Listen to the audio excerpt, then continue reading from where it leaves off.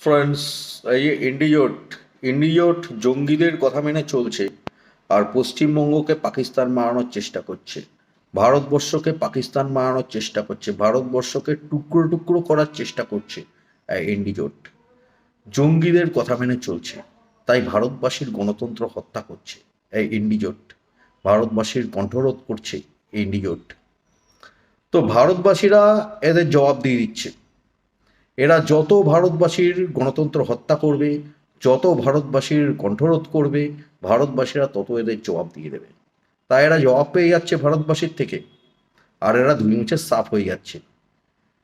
এদের উদ্দেশ্য টোটালি ব্যর্থ হবে, এদের অস্তিত্ব ডিলিট হয়ে যাবে। যারা ভারতবাসীর গণতন্ত্র হত্যা করার চেষ্টা করছে, যারা ভারতবাসীর কণ্ঠরোধ করার চেষ্টা করছে, তাদের অস্তিত্ব টোটালি ডিলিট হয়ে যাবে ভারতবর্ষ থেকে। এটা হচ্ছে বিষয়।